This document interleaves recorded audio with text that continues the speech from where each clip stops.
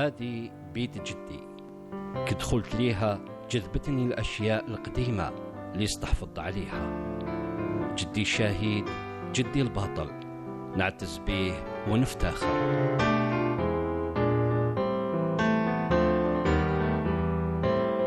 هذه بندقيته اللي تحكي لنا الكثير.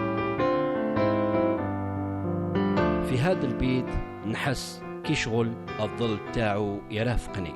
ربما هي الريحة تاع الروح الزاكية التاعو اللي راهي تنبعث من كل زاوية في هذا البيت.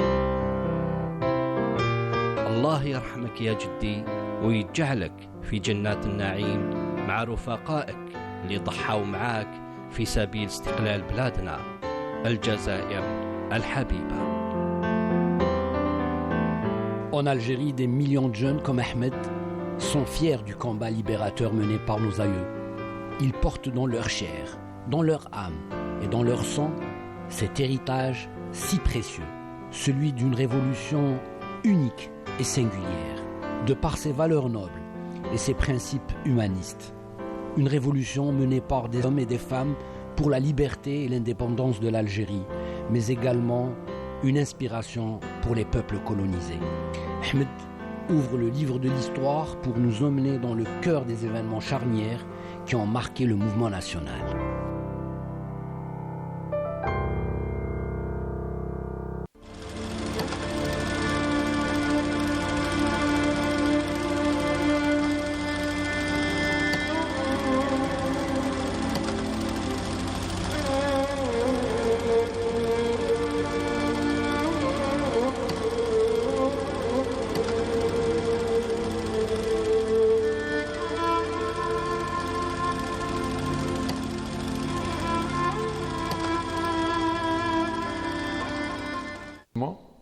D'une prise de conscience et la mémoire collective des Algériens depuis 1830 qui ne s'est jamais assoupie s'est réveillée et heureusement il y a eu des révolutionnaires, des gens admirables qui ont pris les devants et ont décidé lors de la réunion des 22 d'abord pour dire que ça suffit.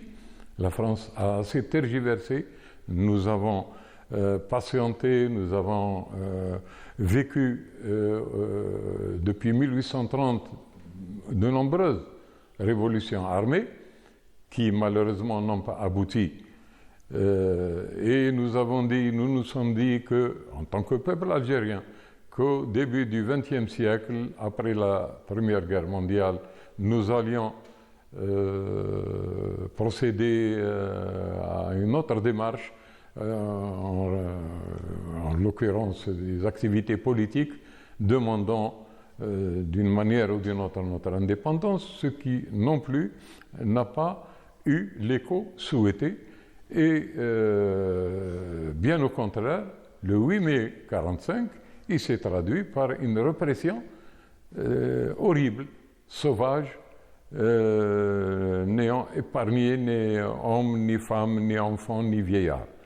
Alors, l'heure a sonné. L'idée a déjà commencé en créant l'OS, qui est l'organisation spéciale, et non pas, comme certains le disent, secrète, organisation spéciale qui malheureusement a eu quelques hauts et des bas, et qui a fini par un démantèlement, créant une sorte de je ne sais pas comment l'identifier, une dispersion des militants. Beaucoup sont partis dans les Aurès, ceux qui étaient les plus durs et les plus recherchés. Certains ont été arrêtés et détenus, et d'autres sont partis qui ne sont pas beaucoup recherchés, partis vers l'Oranie. Alors, c'est l'ossature de cette os qui, plus ou moins plus tard, a constitué le noyau des éléments qui ont décidé de déclencher la lutte de libération nationale. Au lendemain de ce qu'on a appelé en France la Toussaint Rouge, le ministre de l'Intérieur de l'époque, François Mitterrand, exprime la position du gouvernement en accentuant sur ses engagements à réprimer avec sévérité l'insurrection du peuple algérien, tout en menant des réformes politiques et économiques, croyant que ces dernières vont dissuader le peuple algérien à adhérer à l'appel du FLN et de l'ALN. À nous, faire peser la force côté de l'ordre, côté de la France. Effectivement, le 1er novembre a été perçu par les Français comme étant un non-événement. C'était des actions sporadiques de quelques énergumènes marginaux et qui ne prêtaient pas à conséquence parce qu'ils ont cru, après avoir fêté le centenaire de l'Algérie, de la conquête de notre pays en 1930, ils ont cru que c'en est fait de l'Algérie, c'est une terre française, 3 départements acquis ad vitam aeternam. Or, ils se trompaient lourdement parce que le 1er novembre n'a pas existé ex nihilo, comme ça. C'est, comme je l'ai dit tout à l'heure, c'est la mémoire collective qui, malgré de manière consciente ou inconsciente, qui a bougé, qui s'est réveillée. Alors évidemment, ces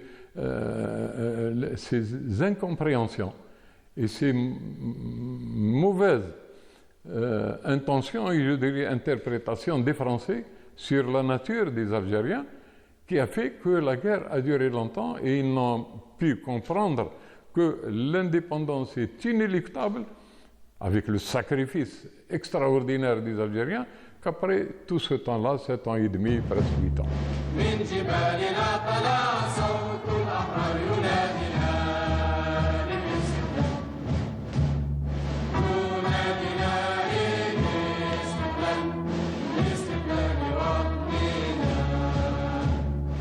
Le 6 novembre 1954, l'aviation de l'armée coloniale est actionnée et les parachutistes encerclent et envahissent les villages, les douars et les mechtas. Leur mission, capturer mort ou vif les chefs révolutionnaires et leurs compagnons et faire ainsi peur à la population algérienne. Des batailles historiques et héroïques sont menées par les éléments de l'armée de libération nationale, contraignant la France coloniale à appeler du renfort.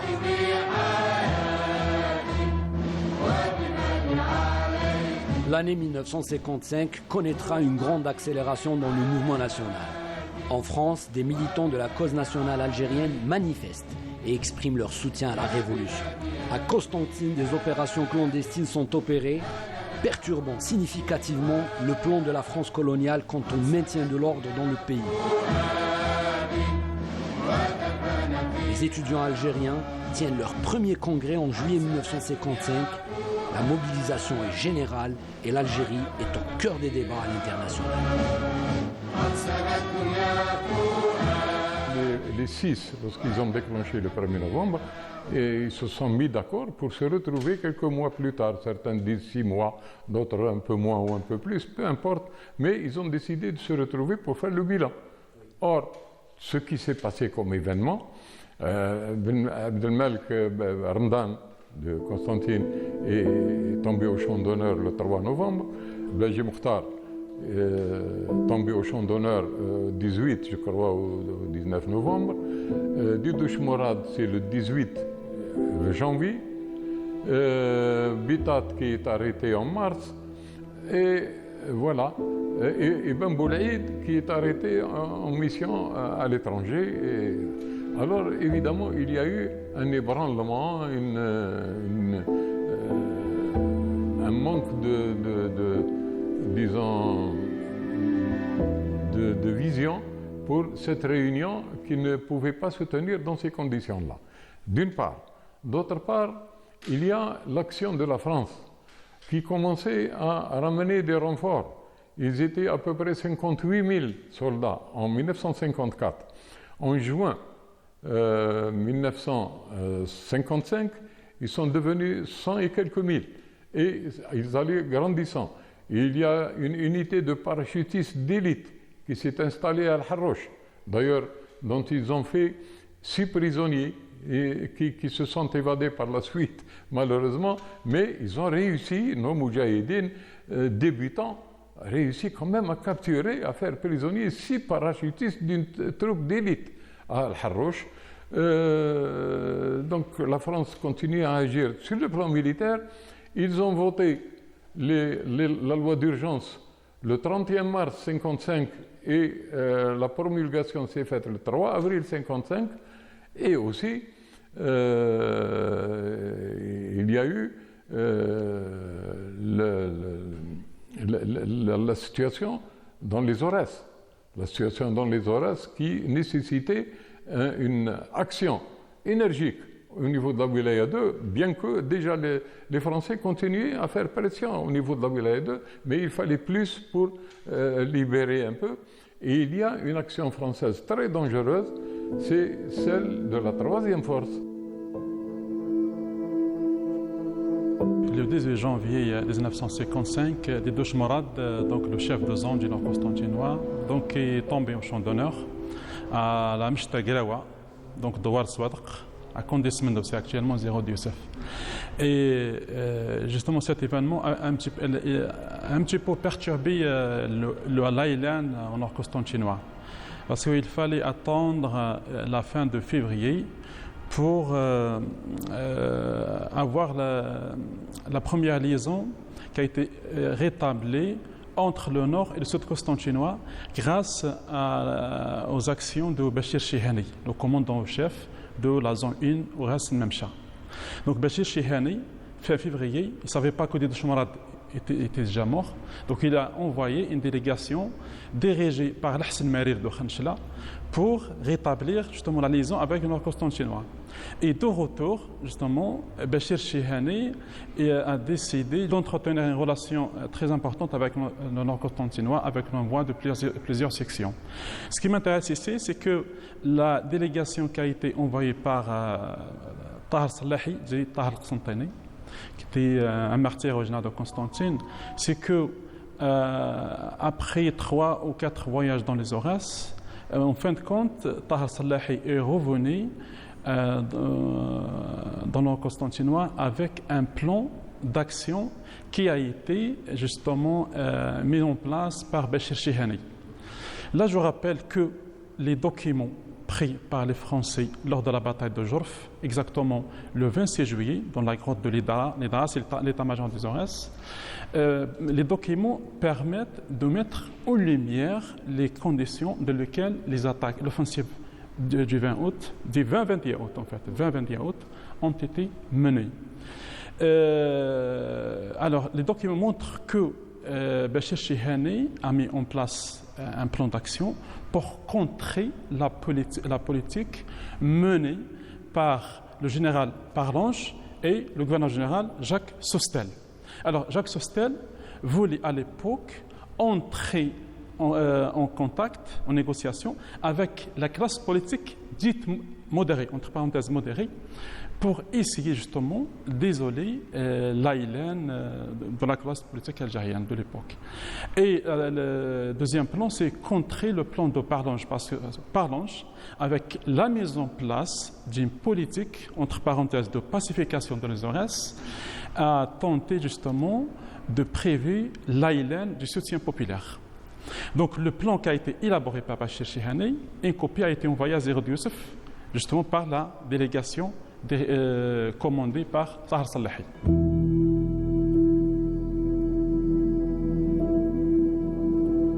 Le 20 août 1955, c'est dans un contexte particulier et difficile que les responsables de l'ALN ont organisé l'offensive du Nord constantinois.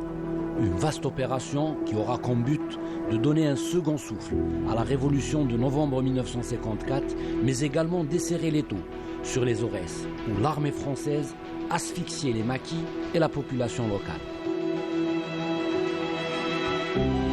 Le Nord constantinois était divisé en 4 principales nahiya, des régions.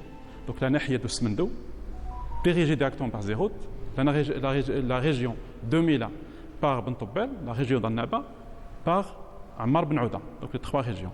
Alors, les préparatifs se sont déroulés au niveau de la nahiya de Smendo.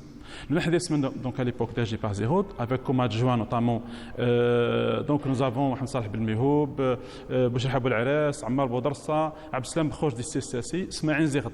Donc ça c'est le commandement de Smendo à l'époque. Donc c'est ce commandement, c'est au sein de ce commandement qui a été justement élaboré le plan d'action pour mener l'offensive du Nord Constantinople. Alors les objectifs, c'était clair. D'abord, c'est une démonstration populaire. Une démonstration populaire pour dire aux Français que l'Aïlène est soutenue par les populations, notamment les populations paysannes, les douars. Les ordres de Zéro Youssef étaient d'épargner les civils, d'attaquer les casernes, les gendarmeries, les commissariats de police, tout ce qui symbolisait la colonisation. Et à l'occasion, certains, à l'occasion, lorsqu'il s'agit de colons armés, il ne faut pas hésiter non plus. Mais il n'a jamais dit de casser de l'Européen à tout bout de champ. Alors, ce qui s'est passé, le témoignage établi, prouvé, à part l'Alia, à côté de Filfla, c'est la région de Skikda, et à part Ain Abid, en moindre degré, il ne s'est pas passé d'attaque de civils européens. C'était surtout les casernes à Al-Harrouch. Le colonel de Vism reconnaît la bravoure de ces combattants qui, bien qu'encerclés et dans un lieu clos, avec des bazookas qui tiraient sur eux, ils refusaient de se rendre jusqu'à la mort. Et les exemples sont nombreux, à Skikda aussi. Donc, globalement, il y a eu des actions contre ce que je viens de définir comme symbolisant, au sens péjoratif, c'est-à-dire qu'ils ont fait un massacre à outrance. Si je continue à parler d'Ain Abid, il y a eu quelques massacres. Par exemple, la famille Laouki, qui était une famille qui avait pignon sur lui, elle était la Messalia, des gendarmes sont venus, le soir même du 20 août, sont venus frapper à la porte. Ils se sont barricadés à l'intérieur. Des gendarmes sont venus frapper à la porte. Lorsqu'ils les ont reconnus,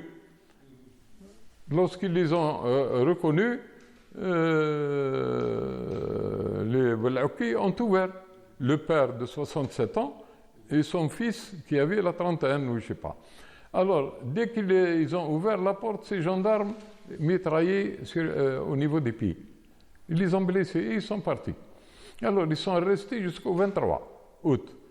Le 23 août, le maire, c'est un pro-arabe comme ils le définissent, est venu les voir. Il les connaît, c'est des amis.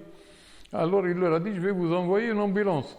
Et entre-temps, pendant les 3 jours, les 2 jours, il y a le médecin qui était là-bas, qui a refusé de venir les soigner, qui est nommé. Alors, il leur a dit, je vais vous envoyer une ambulance. Or, il n'a pas pu. Et le lendemain, c'est une troupe composée de gendarmes et de militaires qui se sont engouffrés à l'intérieur. Ils ont mis toutes les femmes à l'intérieur et sorti les hommes au nombre de 8 dans une courette et ils les ont assassinés sans état d'âme, comme ça. Ils les ont tués, 8. Ça s'est passé de la même manière pour la famille Ben Boualia.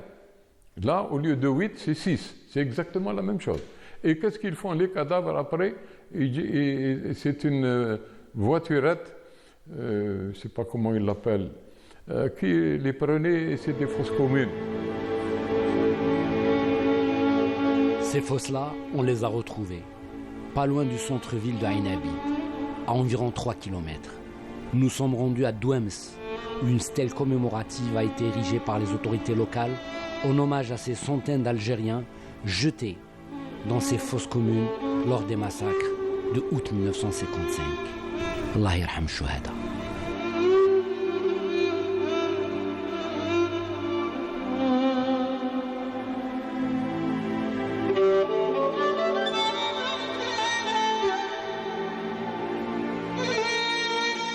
La tuerie s'est accentuée, c'est après le passage de Soustelle. Soustelle, il a parlé des miliciens, il a parlé des miliciens en disant que ce sont des groupes d'autodéfense. Ce n'est pas des tueurs, ce sont des groupes d'autodéfense. Et à partir de là, c'est la tuerie de manière systématique. Alors, en plus de ces deux familles que j'ai citées où nous avons les détails, d'autres familles ont subi le même sort et le nombre de morts à Ain Abid est de 274. Alors, ils ont tué aussi, comme ils disent, aussi pour les terroristes qu'ils auraient pourchassés, or c'était simples paysans, et surtout les nomades qui étaient installés dans la banlieue avec leurs tentes. Alors, et là, c'est des exécutions sommaires, comme le démontrent les photos, à qui mieux, avec mais je ne sais pas, un cynisme et une sauvagerie extraordinaire.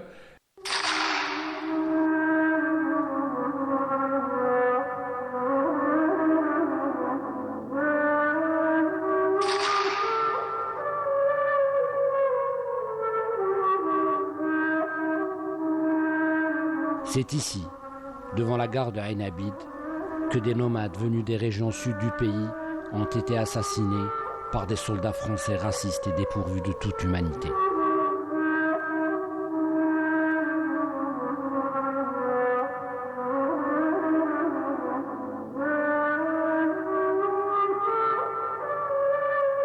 À Ain Abid, une ville qui se souvient encore des massacres commis par l'armée coloniale en août 1955, qu'on a donné rendez-vous au Moudjahid Hamrouchi Mohamed Sghir pour se recueillir et se remémorer avec des compagnons de lutte ces moments difficiles 69 ans après.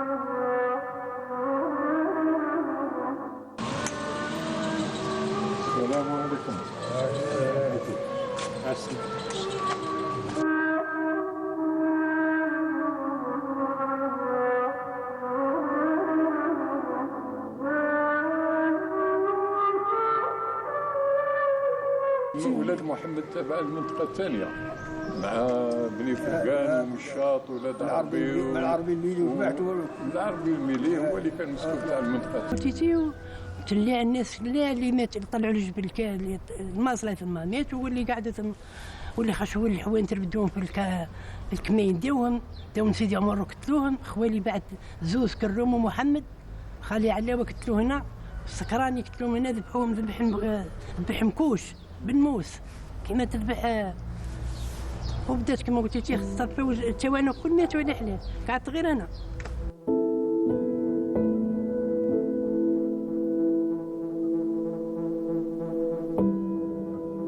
هات هذه ديت بدات الرجاله حتى انكرت على بالك نهار الثلاثه كيديروا الاعراف واش يحكموا الرجاله ويباتوا يذبحوا فيهم يجيبوهم هنا يجيبوهم هنا يعذبوهم. قلت لك خالي علاوي هذا وفريد السعيد ومنصور علي جابوهم هنا لقاهم مذبوحين في الويذمن ذبح مكوش هذا قعد هنا نهار راح القسنطينه شهر كنت طفل من 14 سنه تيري عليه في الصوابط.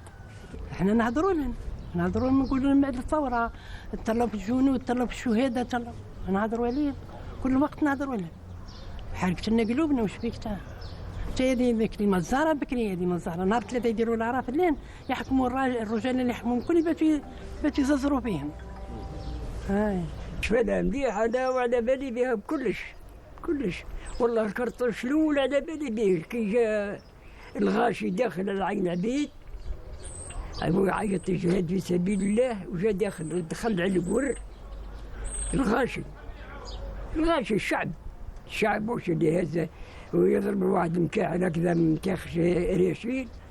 انا حاضر انا كنت تما قريب ليهم خلاص كنت منا طالع الفيلاج وانا كنت الزاض طالع رايح الحانوت وهو جا الغاشي جهاد في سبيل الله دخلوا للقور هذوك وانا هربت وين هربت جيت رحت للرحى. الرحى هذا تاع مدير ما تعرفوش بالك، سي محمد بوترع هذا. قعدنا يجي لي 5 ولا 6 خشينا ثم يا سيدي خشينا ثم قلت لك قعدنا السبت والحد والاثنين ندرت انا واحد قلت له فلان قال لي قلت له وطليت من الريحه ما كانش ريحه العبد ما يتسعاش الدنيا فارغه خلاص. قلت له ننظروا يا متنا يا عشنا احنا ولا قاعدين هنا في حاشاك نهار السبت جابوا الناس الرحات تاع الزرعه وجابوا كلش والزوايل والدواب ومع الدنيا طلقناهم وندرنا تفرقنا هنا بالموزينه تاع الخرجه تاع الفيلاج هذه هو طلع المزرعه وانا رحت للدوار تاعنا عندنا مشتى في الدوار. رحت ثم سيدي الله يرحمه ودين رحت عديت لسيدي محمد هذا جامع والي نلقاه جابوا 3 اللي كنت تم طياره نهار السبت دفنوهم فرد داروا لهم كاري كيما هكا ودفنوهم ال3 مع بعض.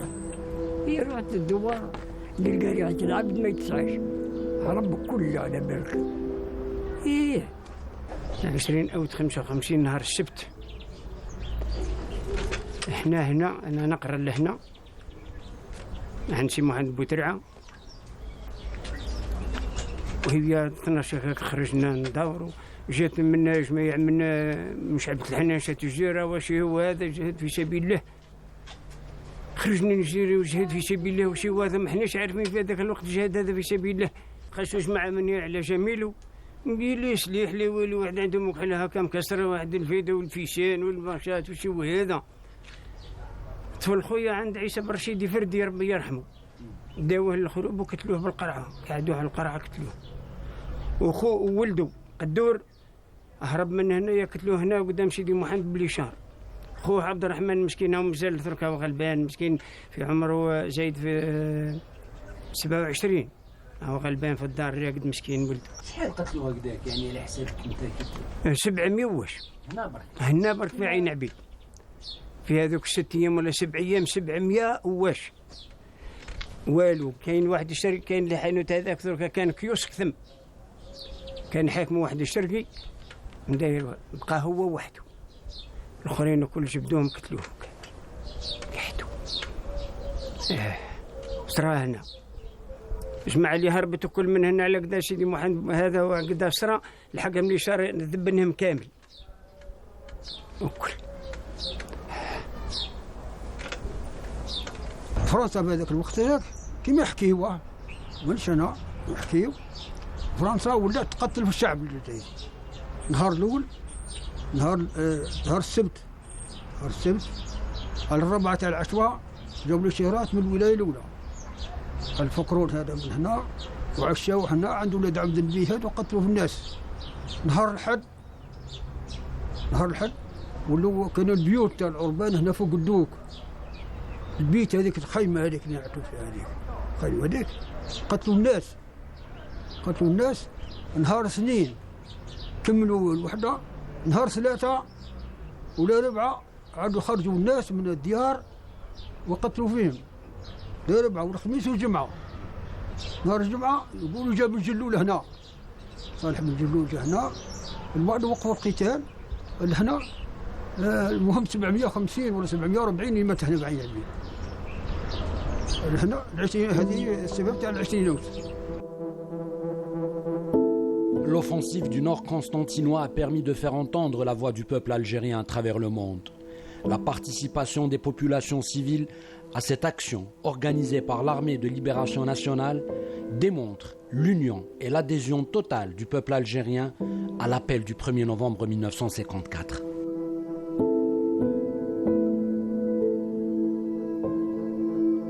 Et les effets, ce que Zéro Youssef, comme il l'appelait de manière très affective, je dirais, tous les moudjahidines, Sidi Ahmed a réussi son pari. avec des dégâts terribles, mais c'est ça la révolution. Après cette action du 20 août, c'est des gens qui accouraient pour prendre le maquis, d'autres qui se structuraient dans les villes, et aussi, surtout, des organismes tels que des associations politiques ou associatives, etc., qui ont intégré le FLN, qui ont fait dans Farhat Abbas, Jamaït al-Ulama, etc. Et après, c'est 56. Les attaques du 20 et 21 août 1955 marquent un tournant majeur dans l'histoire de la révolution algérienne, notamment dans le nord constantinois. Parce que même les Français parlent d'avant et d'après ces événements. Donc c'est un tournant majeur qu'on le montre un rapport établi par la direction de la Sûreté nationale, donc de la police coloniale, justement, qui parle justement de la contamination des douars.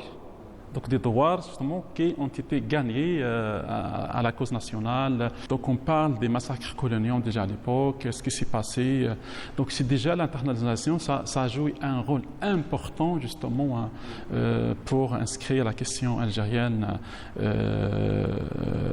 dans les réunions, les assemblées générales des Nations Unies, etc.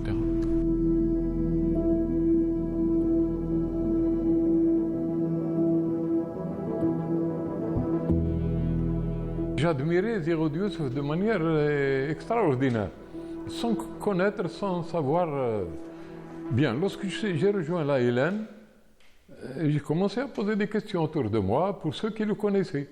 Mais c'est extraordinaire, j'étais impressionné. Il n'y a pas un seul qui m'en a dit des choses différentes de l'autre et extasiés tous. Et ça frisait le culte de la personnalité. Il avait un charisme extraordinaire. Et le bonhomme était respecté par ses proches collaborateurs. Bentobbal Ouama Adraka, qui est quand même un nom et une carrière militante extraordinaire, bien Zéroud Gardaf. Et lui, c'était pas l'homme violent qui criait après les gens, là. C'est le genre, la force tranquille. Alors, d'abord, à tel point qu'il était communément appelé Sidi Ahmed. Alors, c'est Zéroud Youssef, Sidi Ahmed. Ahmed, c'était le nom de guerre, je crois. Alors, d'abord, je vais citer quelques-unes de ses actions. Il a entendu chuchoter par-ci par-là que les actions de l'ALN, c'était toujours les Jounoud qui étaient les premiers sur le front, qui étaient là. Il a décidé, il a appelé tous ses adjoints, tous ses collaborateurs, sans exception, et il leur a dit, nous formons une section, nous, et nous allons faire une embuscade. Alors, il y avait Bentobbal, il y avait Ali Kafi, Boubnider, Saïd Assaout al-Arab, Majid Khalras, Chibot, tout ce monde-là. Ils ont fait une tentative de jouer du côté de Sidi Mzrich qui n'aurait pas abouti pour des raisons que j'ai oubliées. Ils ont refait une autre embuscade qui a marché et ils ont tué, abattu des soldats français et récupéré même des armes. Et pour montrer aux Jounoud que même les chefs savent combattre, mais ils doivent rester un peu en retrait pour diriger, etc. C'était l'exemple, un exemple concret sur le terrain. La révolution algérienne reste et restera l'une des plus grandes références dans le combat libérateur et dans l'anticolonialisme dans le monde. Sa force est dans ses valeurs nobles, telles que le respect de la dignité humaine, mais également la solidarité et l'unité et le sacrifice ultime de tout un peuple pour que vive l'Algérie. Nos moudjahidines avaient tout laissé, même les personnes les plus chères, pour répondre à l'appel du devoir national. Il y en a qui étaient mariés, avaient des enfants. Ils ont abandonné femmes, enfants et biens. Ils étaient encerclés, ils pouvaient se rendre et dire bon, basta, je me rends. Eh bien non, ils ne se sont pas rendus. J'ai des exemples concrets, vivants. Nous avons le cas de Qitoni Abdelmal, son fils Husni, sa fille Malika et Naïma, et le jeune, Rabbi Rahmou, le plus jeune est décédé. C'est Abdelmal qui était un grand homme, un grand militant de l'os. Et là, il a été encerclé. Il aurait pu dire ça suffit, je me rends. Non, il ne s'est pas rendu, il a combattu et il est mort. Il a laissé une femme et des enfants. Alors,